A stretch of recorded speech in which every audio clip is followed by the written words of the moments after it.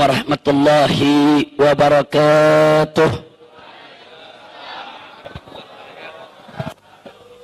Bismillah walhamdulillah wassalatu wassalamu ala rasulillah wa ala alihi wa sahbihi wa mawalah.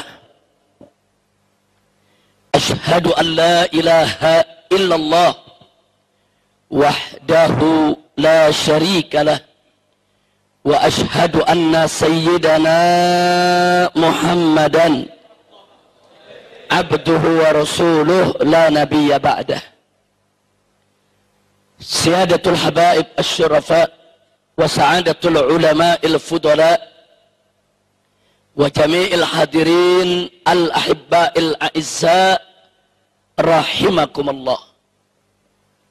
في هذه المناسبة السعيدة وبمثل هذا الاجتماع المبارك لا أنسى أن أوصيكم جميعا ونفسي بتقوى الله وبطاعة رسول الله صلى الله عليه وسلم. فنسأل الله سبحانه وتعالى أن يهدينا إلى صراطه المستقيم ويجعلنا من المتقين ويدخلنا جنته جنة النعيم بحق سيد المرسلين والحمد لله رب العالمين. تقبل الله منا ومنكم فتقبل يا كريم.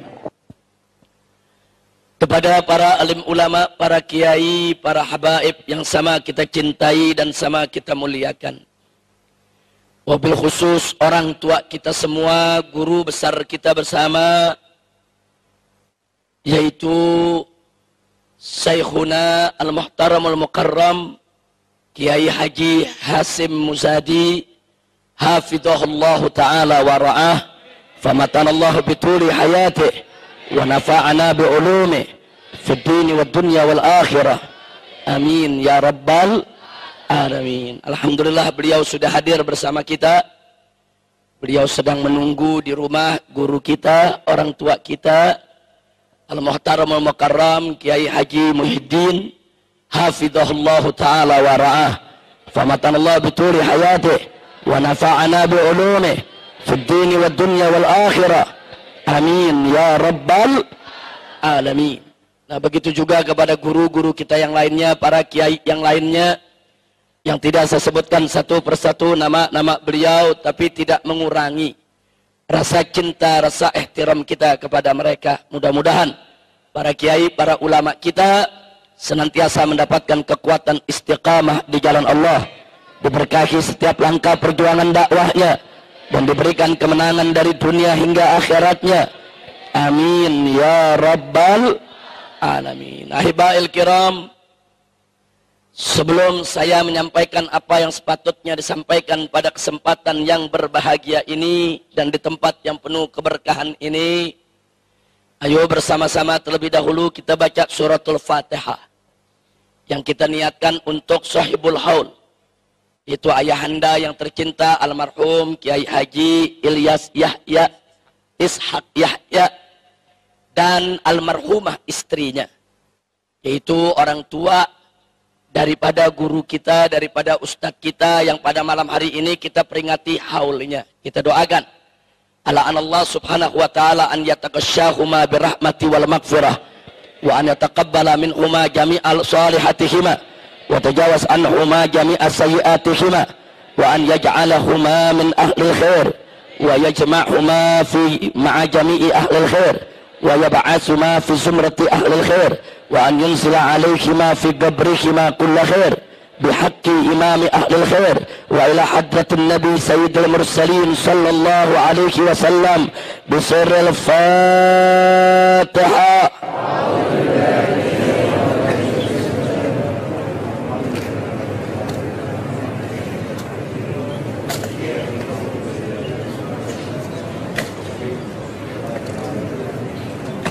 Taqabbalallahu minna wa minkum fataqabbal ya karim. Ahibail kiram, satu kehormatan bagi saya dan satu kebahagiaan tersendiri pada malam hari ini saya bisa berkumpul dengan keluarga besar Nahdlatul Ulama.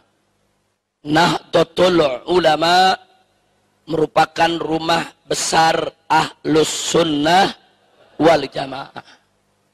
Ahlus Sunnah wal Jamaah adalah as-sawadul a'zam, merupakan kelompok mayoritas daripada umat Nabi Muhammad sallallahu alaihi wasallam. Harapan kita ke depan dan seterusnya sampai hari kiamat nanti sekalipun, semoga Nahdlatul Ulama tetap menjadi rumah besar Ahlus Sunnah wal Jamaah. Nah, yang ingin saya sampaikan pada kesempatan malam hari ini, tanpa mengurangi rasa kebersamaan kita, keinginan kita untuk membangun persatuan, tapi perlu saya berikan indar, perlu saya berikan warning kepada segenap Ahlus Sunnah wal Jamaah, bahwa kalau Ahlus Sunnah wal Jamaah tidak merapatkan barisan, tidak menyatukan potensi sebagai mayoritas muslimin yang ada di Indonesia ini, maka saya ingin ingatkan untuk diri saya dan segenap saudara-saudara Ahlus Sunnah wal Jamaah, bahwa saat ini Ahlus Sunnah ala khatarin azim, berada pada posisi yang sangat kritis dan berbahaya. Apalagi di sekitar kita sekarang ini muncul kelompok-kelompok yang memang begitu mudah menyesatkan sesama muslim, mengkafirkan sesama muslim, dan Ahlus Sunnah pun tidak luput daripada takfir mereka, saudara. Dan satu hal yang perlu diwaspadai, bahwa akidah Asy'ariyah sebagai akidah inti daripada Ahlus Sunnah wal Jamaah di samping Al-Maturidiyah, saudara, ini merupakan akidah mayoritas umat Islam di Indonesia. Tapi menariknya, belakangan ini mulai muncul buku-buku yang dicetak secara bebas, dijual secara merajalela, hampir ada di setiap toko buku, yang isinya secara eksplisit terang-terangan menyatakan bahwa Al-Asy'ari sesat menyesatkan. Kalau buku-buku ini beredar di Arab Saudi, saya nggak kaget. Kalau buku-buku semacam ini beredar bukan di negerinya Asy'ari, saya tidak kaget. Buku ini diketak, terbit, diperjualbelikan, disebarluaskan di depan mata jutaan kaum Asy'ariyah, saudara. Ada apa? Jawabnya cuma satu di antara dua. Imma yang menerbitkannya nekat, atau mungkin gila, saudara. Sudah nggak peduli dengan yang mayoritas, udah nggak ada takutnya, saudara. Atau mungkin yang kedua, mereka sudah merasa kuat, ya. Mereka sudah merasa pengaruh, mereka sudah mencakar di seluruh pelosok negeri ini. Dan yang lebih mengejutkan lagi, saudara, dalam sistem pendidikan Indonesia, dalam kurikulum ilmu agama, dari mulai ibtidaiyah, sanawiyah, aliyah di Indonesia, yang diajarkan adalah akidah sulasiyah, trilogi tauhid, yang diajarkan oleh Ibn Taimiyah dan disebarluaskan oleh Syekh Muhammad bin Abdul Wahhab. Kemana akidah Asy'ariyah? Kemana akidah Ahlus Sunnah wal Jamaah? Kok bisa trilogi tauhid, saudara, akidah sulasiyah itu masuk dalam kurikulum pendidikan Islam di seluruh Indonesia, digunakan bukunya? Inna lillahi wa inna ilaihi raji'un. Jadi sekali lagi saya katakan, kalau ada kelompok di negeri ini mulai muncul berani mengkafirkan atau berani sesat menyesatkan Asy'ariyah, Ahlus Sunnah wal Jamaah, imma dia nekat atau memang dia merasa sudah kuat, saudara. Justru yang saya khawatir yang kedua, bukan yang pertama, saudara. Mungkin mereka merasa sudah kuat. Kuat finansialnya, kuat pemodalannya, kuat daripada pendanaannya, kuat backing daripada sejumlah negara-negara Timur Tengah, dan kuat daripada backup pejabat-pejabat yang ada di Republik ini, saudara. Dan ini nggak boleh dibiarkan. Makanya tadi saya katakan, Ahlus Sunnati wal Jamaah kalau tidak bersatu, tidak merapatkan barisan, ala khotorin azim. Kita berada di persimpangan yang sangat berbahaya. Belum lagi ditambah serangan liberal dan syiahnya, saudara. Dahsyat posisi saat ini Ahlus Sunnah. Bahkan lebih dahsyatnya lagi, liberal dan syiah ini, saudara, masuk menyusup ke organisasi-organisasi Ahlus Sunnah wal Jamaah, tidak terkecuali Nahdlatul Ulama, ya saudara. Ala khatarin azim. Makanya tadi saya katakan, kita harus berjuang, berdoa agar Nahdlatul Ulama sampai hari kiamat tidak bisa tidak, harga mati harus tetap menjadi rumah besar Ahlus Sunnah wal Jamaah. Saudara, Ahlus Sunnah wal Jamaah, Ahlul Iqtidal, Ahlut Tawassut, Ahlut Tawazun. Ahlus Sunnah wal Jamaah ini merupakan kelompok pertengahan yang punya keseimbangan, yang gak mudah mengkafir-kafirkan kelompok lain, saudara. Ya, kita tidak mau NU diliberalkan. Kita tidak mau NU itu disiahkan. Apalagi kalau NU diwahabikan, saudara. Dan kita juga tidak mau kalau NU harus memusuhi Syiah dan Wahabi. Itu bukan watak NU, saudara. Memusuhi, apalagi mengganggu madhab-madhab di luar Ahlus Sunnah wal Jamaah. Tapi NU tidak boleh diam manakala Asy'ariyah digerogoti, Asy'ariyah dihabisi, manakala Asy'ariyah dikafir-kafirkan. Insya Allah. Karena itu, saudara, pada kesempatan malam hari ini ingin saya ingatkan, selama Ahlus Sunnah wal Jamaah menjadi mayoritas di Republik ini, insya Allah NKRI akan tetap bersatu, saudara. Maaf, kita harus jujur mengakui, bersatunya NKRI bukan karena Pancasila atau UUD 45, tapi bersatunya NKRI adalah karena Ahlus Sunnah wal Jamaah yang menjadi mayoritas penduduk Indonesia dari Sabang sampai ke Merauke, saudara. Kalau Pancasila tidak dijaga oleh Aswaja, kalau UUD 45 tidak dijaga oleh Ahlus Sunnah, dari kemarin sudah hilang, tidak lagi menjadi dasar negara kita, saudara. Kalau Ahlus Sunnah tidak menjadi mayoritas, saudara, yang ada di Republik Indonesia ini, mungkin dari kemarin Indonesia sudah berkeping-keping menjadi negara-negara kecil, porak-poranda. Lalu kenapa dari Sabang sampai ke Merauke, dari Aceh sampai ke Irian sana, ada 300 suku bangsa lebih, saudara. Kok semua mau bersatu di bawah NKRI? Semua mau bersaudara, semua ingin tetap dalam persatuan negara kesatuan Republik Indonesia. Karena mereka semua adalah Muslim. Muslim yang bagaimana? Muslim yang Ahlus Sunnah wal Jamaah, yang cinta persaudaraan, yang cinta persatuan, yang cinta sesama Muslim, yang gak gampang mengkafir-kafirkan orang, saudara. Hati-hati, saudara.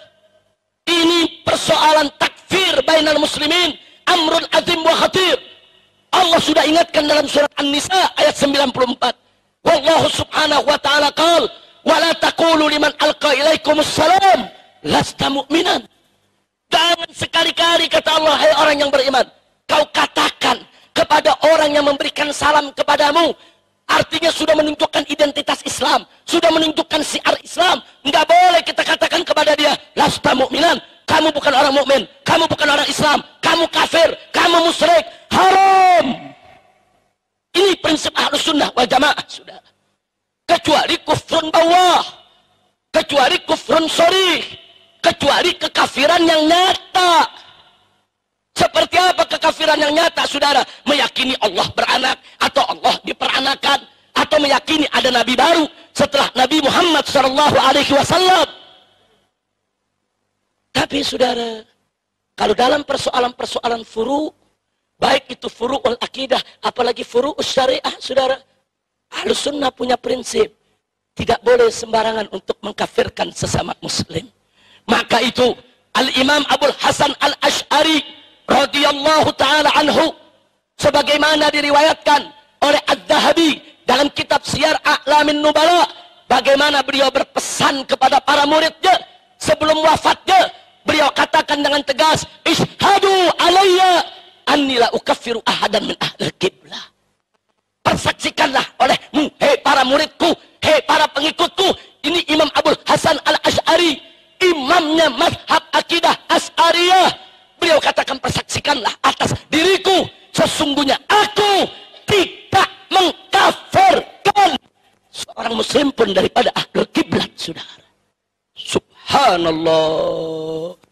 Nah lalu bagaimana ini muncul kelompok-kelompok yang gampang betul ngafir-ngafirin orang. Ada Syiah yang ekstrim, mengkafir-kafirkan sahabat Nabi. Ada Wahabi yang ekstrim, dia kafir-kafirkan ibu bapak Nabi, saudara.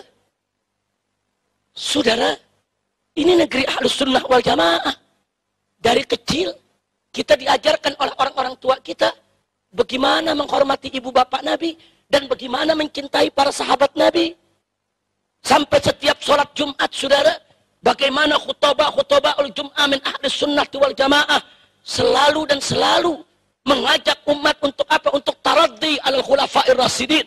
Wardallahu ma'anil khulafa'ir rasidin. Sadatina Abi Bakr wa Umar wa Utsman wa Ali radhiyallahu ta'ala anhum. Coba kita lihat, ini ciri Ahlus Sunnah. Enggak ada Ahlus Sunnah berani kurang ajar kepada para sahabat Nabi. Dan dari dulu, saudara, Ahlus Sunnah wal Jamaah diajarkan untuk hormat kepada keluarga Nabi, kepada ibu Nabi, bapak Nabi, anak keturunan Nabi. Sekarang muncul dai-dai Wahabi berani teriak di atas mimbar, saudara-saudara, walaupun keluarga Nabi kalau tidak dapat hidayah tetap masuk neraka. Contohnya adalah ibu dan bapak Nabi. Kenapa dia tidak kasih contoh Abu Lahab, saudara? Saudara-saudara, walaupun kerabat Nabi kalau tidak mendapat hidayah tetap masuk neraka jahanam. Contohnya adalah Abu Lahab. Kan disepakati, saudara. Kenapa memberikan contoh begitu kurang ajar kepada kedua orang tua Nabi? Oh, alasan mereka, kita punya dalil. Jangan kau pikir dalilmu belum dibaca oleh ulama Ahlus Sunnah wal Jamaah. Jangan kau pikir dalilmu belum dikupas, belum dikaji oleh ulama Ahlus Sunnah wal Jamaah. Gak boleh kau sembarangan menerjemahkan dalil hanya dengan modal bisa bahasa Arab. Gak boleh. Baca dulu ayat-ayat Al-Quran yang menjamin kesucian asal-usul Nabi, saudara. Baca dulu hadis-hadis yang lain yang menjamin kesucian kemurnian asal-usul Nabi, saudara. Jadi kalau hadis yang kau pahami dengan pahammu bertentangan dengan ayat-ayat dan hadis-hadis lain yang menjamin kesucian asal-usul Nabi, wajib kau takwilkan supaya tidak bertentangan dengan Al-Quran dan hadis yang lebih kuat. Bukan seenaknya menyulut nih, saudara. Jenggot baru selembar, bikin celana kekurangan bahan, pakai nyala-nyalain Asy'ariyah, nyala-nyalain Ahlus Sunnah. Kutu onta. Maka itu saya mau tanya dulu nih, warga NU nih semua, saya mau tanya nih, siap bersatu tidak? Jawab yang kompak, siap bersatu tidak? Siap berjuang tidak? Siap bela Islam tidak? Takbir. Shallu ala Nabi. Saudara, selama Ahlus Sunnah wal Jamaah menjadi mayoritas di Indonesia, nggak usah khawatir. Madhab-madhab yang lain bisa hidup dengan tenang. Jangankan madhab yang lain, orang kafir pun hidup tenang, saudara. Karena Ahlus Sunnah wal Jamaah, saudara, nggak ada diajarkan untuk mengganggu orang lain. Kalau Ahlus Sunnah tetap menjadi mayoritas di Republik ini, saudara, nggak ada Ahlus Sunnah yang mengganggu Syiah, yang mengganggu Wahabi. Syiah dari dulu udah ada di negeri kita. Wahabi dari dulu udah ada di negeri kita. Nggak, Ahlus Sunnah nggak ganggu. Selama mereka tidak mengganggu Ahlus Sunnah, ya ikhwan. Tapi hati-hati. Kalau besok bukan Ahlus Sunnah yang menjadi mayoritas di Republik ini, saudara, kalau besok bukan Ahlus Sunnah yang menguasai negeri ini, saudara, tidak ada yang bisa menjamin mazhab lain bisa hidup dengan tenang, termasuk Ahlus Sunnah sekalipun, saudara. Lihat apa yang terjadi di Syria. Bagaimana kelompok-kelompok ekstrem Syiah dan kelompok-kelompok ekstrem Wahabi bertempur, saling bunuh, dan Ahlus Sunnah wal Jamaah jadi korbannya, saudara. Almarhum wal maghfurullah Syahid Profesor Dr. Muhammad Said Ramadan Al-Buti, saudara. Siapa beliau? Ulama Asy'ari, ulama Syafi'i, umur sudah 85 tahun, saudara. Begitu melihat bangsanya, rakyatnya, anak negerinya bertempur, sedih, dia nangis, dia nasihati pemerintah, jangan bunuh rakyat. Dia nasihati rakyat, jangan berontak kepada pemerintah. Kedua belah pihak dinasihati, saudara. Diminta duduk bermusyawarah. Sebagaimana adat istiadat daripada Ahlus Sunnah wal Jamaah yang selalu menjunjung tinggi musyawarah. Tapi apa yang terjadi, saudara? Menjadi korban fitnah. Yang kelompok Syiah menuduh dia anti Syiah. Yang kelompok Wahabi menuduh dia bela Syiah, saudara. Akhirnya dibom majelisnya, dibunuh saat sedang mengajar tafsir Al-Quran. Biadab. Coba lihat, saudara. Makanya tadi saya katakan, kalau besok bukan Ahlus Sunnah lagi yang jadi mayoritas di negeri ini, siapa yang jamin? Siapa yang jamin Anda tidak ditindas, saudara? Sekarang aja belum berkuasa udah berani mengkafir-kafirkan kita. Sekarang belum berkuasa udah berani bicara di TV, di atas mimbar. Kita disesat-sesatkan, dikafir-kafirkan. Belum berkuasa saja sudah seenaknya menghina-hina kita. Apalagi berkuasa, saudara. Nah, saya bicara begini, bukan saya memprovokasi Anda untuk memerangi Syiah atau memerangi Wahabi, bukan.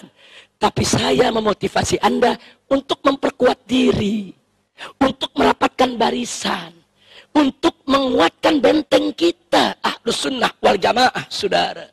Kalau benteng kita kuat, barisan kita kuat, mau Syiah, mau Wahabi, saudara, mau kelompok-kelompok lain, nggak bisa untuk memporak-porandakan persatuan kita. Tapi kalau besok mereka menjadi mayoritas, hati-hati. Lihat yang terjadi di Syria. Lihat yang terjadi di Irak, saudara. Lihat yang terjadi di Yaman saat ini, saudara. Yang jadi korban Ahlus Sunnah wal Jamaah. Ma'had Ahlus Sunnah dibom. Rubat-rubat Ahlus Sunnah dibom. Saat ini 4.000 pelajar Ahlus Sunnah wal Jamaah yang selama ini sedang tekun belajar di Yaman. Mazhab Syafi'i yang mereka pelajari, Asy'ari yang mereka pelajari. Begitu Yaman diobok-obok, diporak-poranda, bubar, pulang semua ke negerinya, saudara. Siapa yang terlibat? Yang terlibat Syiah yang ekstrim, Wahabi yang ekstrim, saudara. Ini ekstremitas, saudara, berbahaya. Mau di kalangan Syiah ke, mau di kalangan Wahabi ke, kalau sudah ekstrim, sangat-sangat membahayakan persatuan Islam. Maka itu, saudara, sekali lagi sebelum saya akhiri, kehadiran saya di sini bukan untuk memprovokasi Anda semua atau memprovokasi saudara-saudara saya dari kalangan NU atau dari kalangan seluruh Ahlus Sunnah wal Jamaah agar memusuhi Syiah, memusuhi Wahabi, membantai, membunuh mereka. Bukan itu, saudara. Tapi saya memotivasi Anda untuk memperkuat diri. Memperkuat diri. Satu informasi yang saya mau sampaikan kepada Anda, saudara. Anda tahu sejak tahun 80-an, Kedutaan Besar Arab Saudi membagi-bagikan ribuan beasiswa kepada santri-santri Indonesia, santri-santri pesantren untuk belajar di Arab Saudi sana.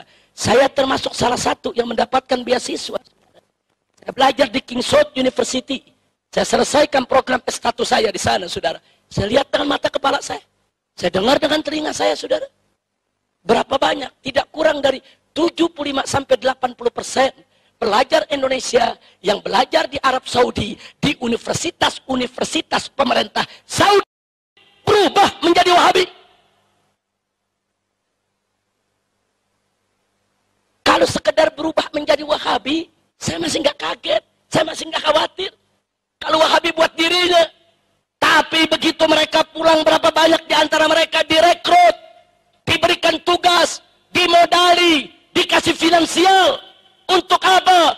Untuk mewahabikan Indonesia.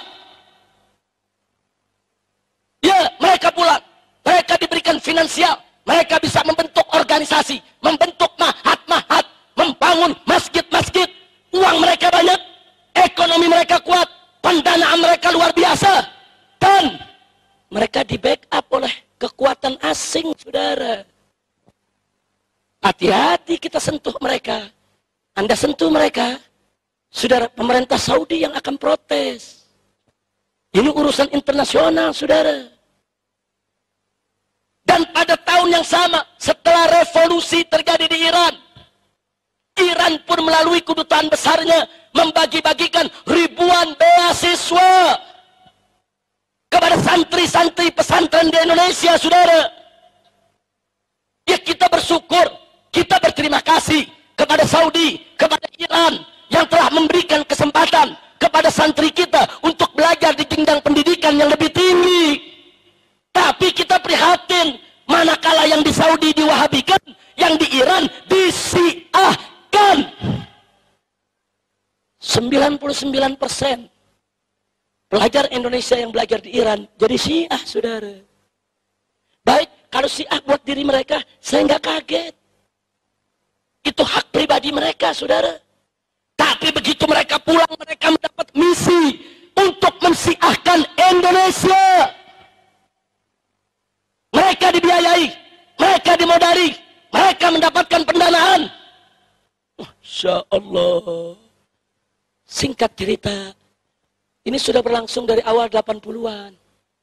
Sekarang kita sudah 2015.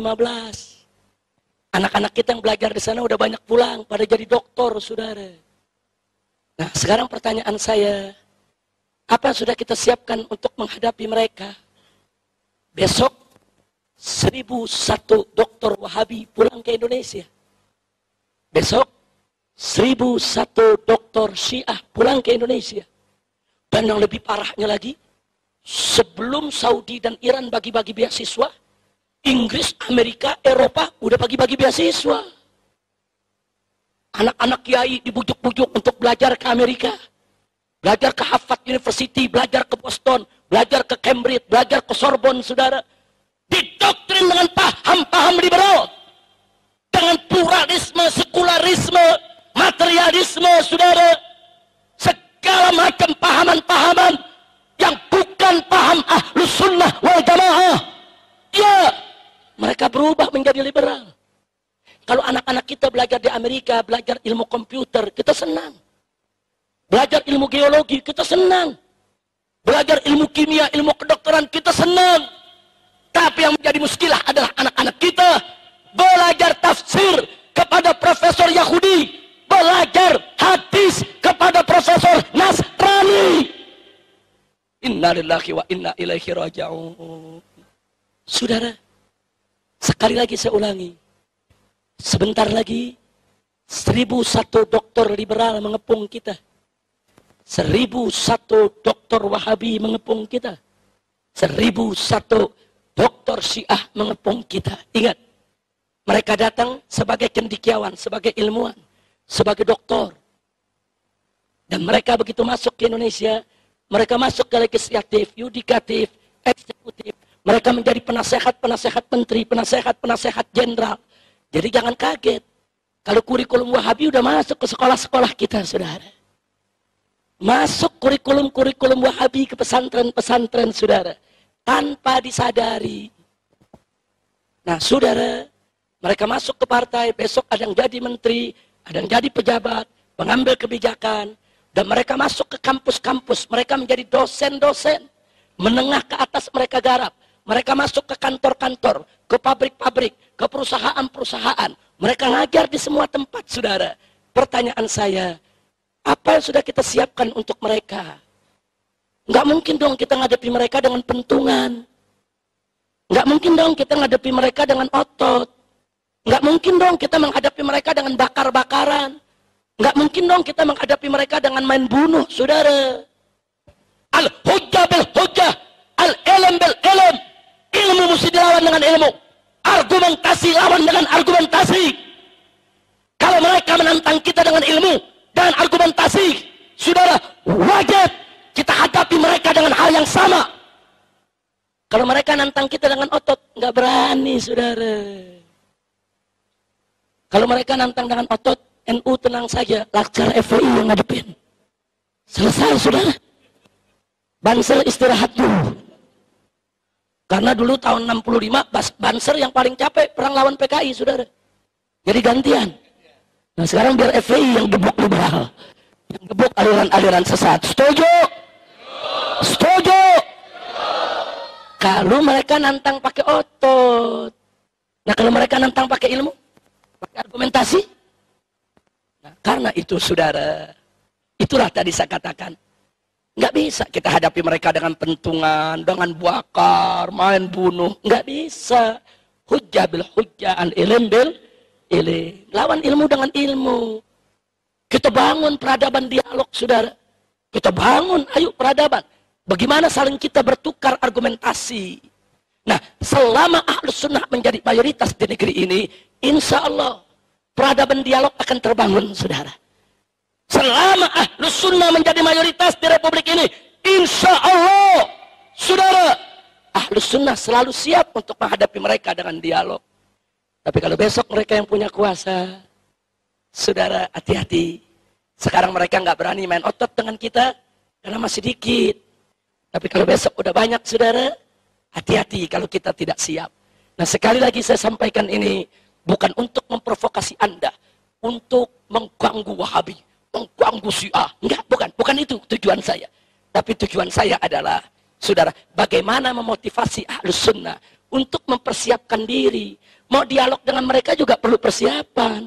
Mau dialog dengan mereka juga perlu ilmu. Mau dialog dengan mereka juga perlu argumentasi. Ada anak muda, saking semangatnya jadi aswaja, ngomong sama saya, Habib, besok saya mau berdebat sama Wahabi.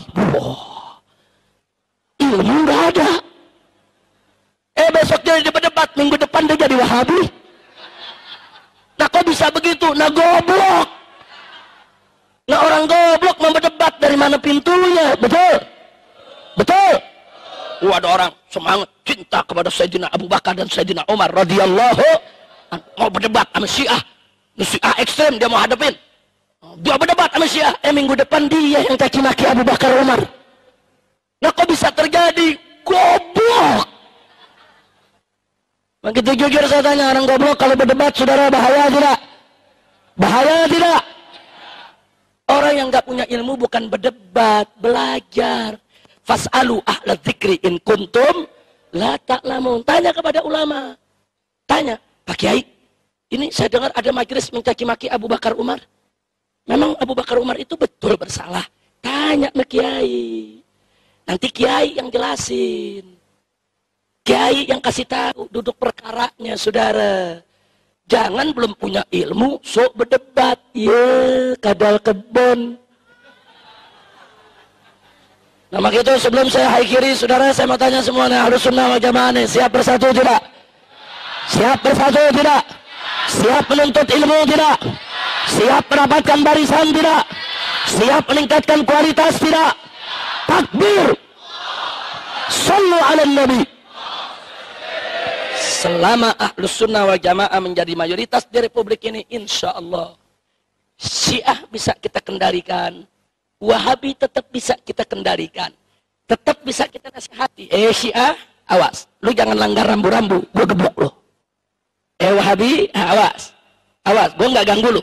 Nah, tapi ini negeri Asy'ari, lu langgar batas, gue gebuk lu. Nah, kita bisa ngomong begitu kalau kita kuat, betul, betul. Ini nggak kuat, nggak punya pasukan, mau ngomong, Syiah, lu macam-macam gue gebuk, dicekek lo. Orang bisa ngomong begitu kalau dia udah punya kekuatan, betul, punya kemampuan, betul. Nah baik, saya mau tanya semua di sini, siap jaga Islam, siap jaga Aswaja, siap jaga NU, takbir. Kalau ada pihak-pihak yang ingin meliberalkan NU, siap lawan tidak? Siap lawan tidak? Kalau ada pihak-pihak yang ingin mensiahkan NU, siap lawan tidak? Siap lawan tidak? Kalau ada pihak-pihak ingin mewahabikan NU, siap lawan tidak? Siap jaga NU? Takbir. Sallu ala Nabi. Nah, tapi jangan mentang-mentang saya ceramah begini, keluar dari sini cari mana Syiah gua mau gebukin, mana Wahabi gua mau gebukin ya, awas loh. Bukan itu tujuan ceramah kita, bukan itu, nggak boleh. Ahlus Sunnah mesti menunjukkan sikap baiknya terhadap semua mazhab yang ada. Setuju? Setuju? Karena para ulama salaf kita dulu mengajarkan begitu, saudara, saling menghormat. Coba lihat ulama-ulama salaf kita, walaupun mereka berdebat keras dengan Mu'tazilah, tapi nggak ada mereka yang mengkafirkan Mu'tazilah. Walaupun berdebat keras dengan Qadariyah, Jabariyah, Murji'ah, tapi nggak ada mengkafirkan Qadariyah, Jabariyah, Murji'ah. Walaupun berdebat keras dengan Khawarij, Nawasib, Rawafid, kalangan Rafidah, saudara, tapi nggak ada ulama-ulama kita mengkafirkan mereka. Berdebat keras boleh, kita katakan mereka salah jalan silakan, tapi mengkafir-kafirkan jaga dulu. Kalau kita tahu mereka salah jalan, itu kan saudara kita, tunjuki dong ke jalan yang benar, bukan digebukin. Kira-kira jelas tidak? Jelas tidak? Maka itu sekali lagi, siap jaga kedamaian, siap membangun peradaban dialog, takbir. Nah akhirnya saudara, saya memberikan indar juga, cuman hati-hati. Ini Wahabi kadang-kadang kelewatan. Dia bikin jebakan. Kalau dia berdebat kalah, kita dibilang Syiah. Begitu tuh saudara tuh. Jadi ini Wahabi saudara bikin buku yang menyesatkan Asy'ari. Saya lawan. Begitu saya lawan habis, saya nggak terima Asy'ari disesatkan. Kurang ajar. Anak pitik mau ngafir-ngafirin Asy'ari. Iya. Cacing pasir. Kita nggak terima. Kita lawan.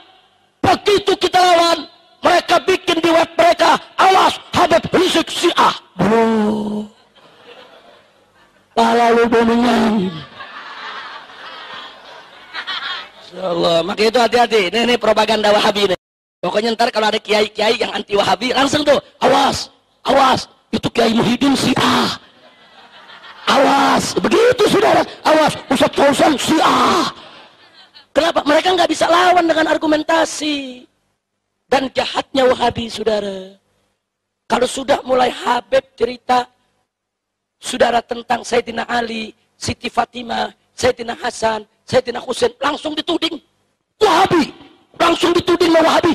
Ini Syiah, awas, kurang ajar. Ahlus Sunnah wal Jamaah, cinta kepada segenap keluarga Nabi, cinta kepada para sahabat Nabi.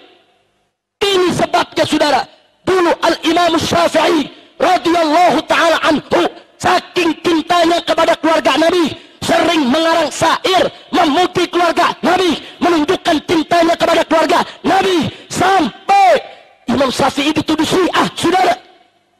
Bahkan dituduh Rafidah. Diseret Imam Syafi'i, ditangkap, dirantai. Apa Imam Syafi'i kapok menunjukkan rasa cintanya kepada keluarga Nabi? Tidak. Langsung beliau gubah satu bait syair. Apa beliau katakan? Lau kana rafdan hubbu ali Muhammadin falyashhadits thaqalani annani rafidi. Apa kata Imam Syafi'i? Andai kata cinta kepada keluarga Nabi Muhammad itu dituduh Rafidah, dituduh sebagai Syiah yang sesat, falyashhadits thaqalani. Hei jin dan manusia, saksikanlah aku adalah seorang Rafidi. Kalau aku dianggap sesat karena mencintai keluarga Nabi, ya aku sesat. Mau apa? Subhanallah, tegas tidak Imam Syafi'i? Imam Syafi'i ngomong begitu bukan berarti beliau Syiah. Bukan berarti beliau itu Rafidah. Sebab beliau mau tunjukkan bahwa cinta keluarga Nabi itu kewajiban agama. Saudara, jangan orang cinta keluarga Nabi langsung dituduh Syiah. Ada yang begitu? Ada yang begitu? Ini di sini kebetulan hadir nih, ada Ustadz Husain, Habib Husain bin Hamid Al-Attas. Saudara, ini yang beliau ajar di majlis-majlisnya, saudara, kitab Sahih Bukhari dan Sahih Muslim. Beliau buka tafsirnya, tafsir Ahlus Sunnah. Baru beliau cerita, saudara Sayyidina Ali begini, Siti Fatimah begini. Wow, Ustaz Husain Syiah nih. Ini kita mau diadu domba. Habib sama Habib mau diadu domba. Kiai sama Kiai mau diadu domba. Termasuk NU dengan FPI sekalipun mau diadu domba, saudara. Berapa banyak di daerah dibisikin, awas, hati-hati, FPI Wahabi itu. Dari mana Wahabi? Kan Habib Rizik lulusan Saudi. Coba lihat, saudara. Ada lagi yang isuin, awas, FPI Syiah tuh. Lo dari mana Syiah? Lah kan Habib. Habib, kalau Habib Syiah dia. Kurang ajar, saudara. Ada gak yang begitu? Ada tidak yang begitu? Kurang ajar tidak?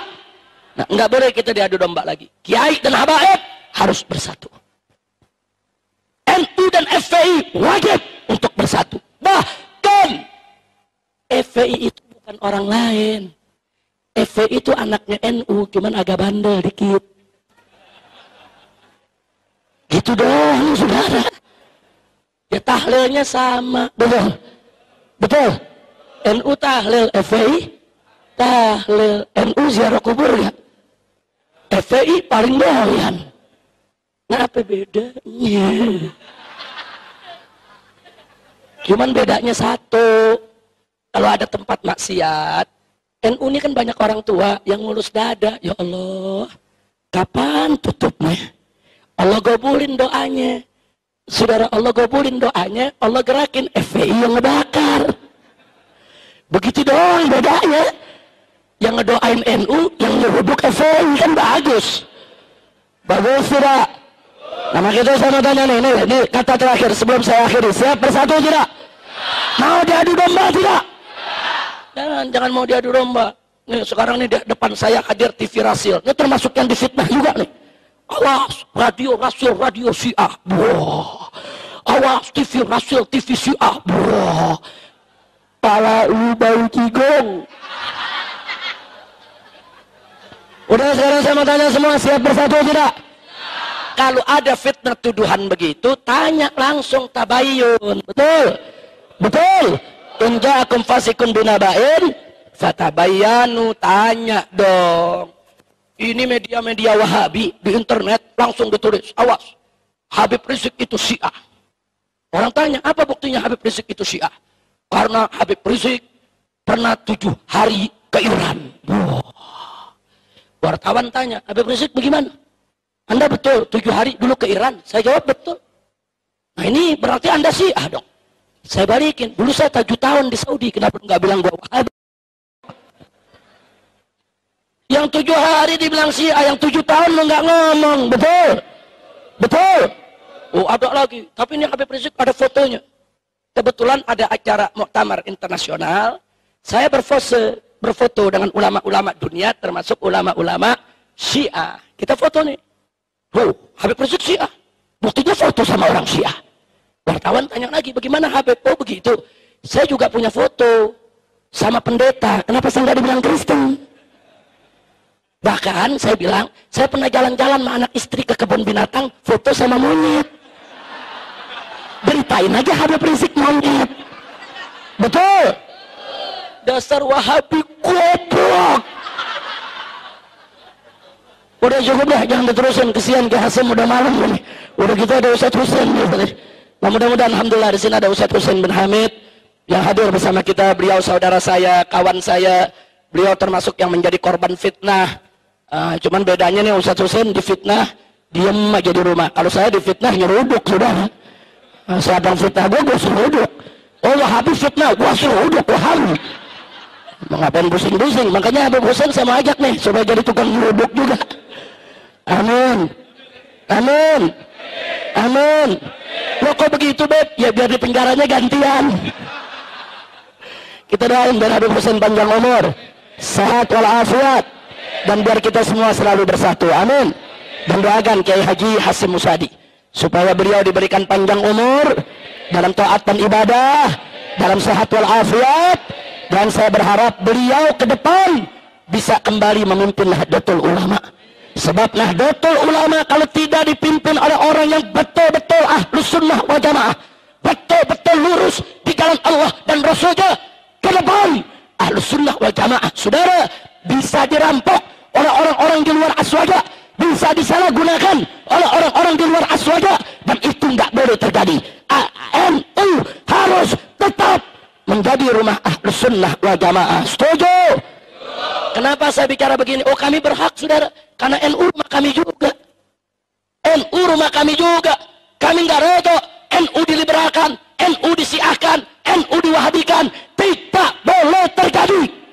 NU harus tetap jadi NU. NU harus tetap menjadi benteng Ahlus Sunnah wal Jamaah. Sekali lagi, siap bersatu, siap bela Islam, siap bela aswaja, siap bela NU. Takbir. Sallu ala Nabi. Terima kasih atas segala perhatian, mohon maaf atas segala kekurangan. Hadani Allah wa iyyakum ila siratal mustaqim. Wallahu muwaffiq ila aqwamit thariq. Wassalamu alaikum warahmatullahi wabarakatuh.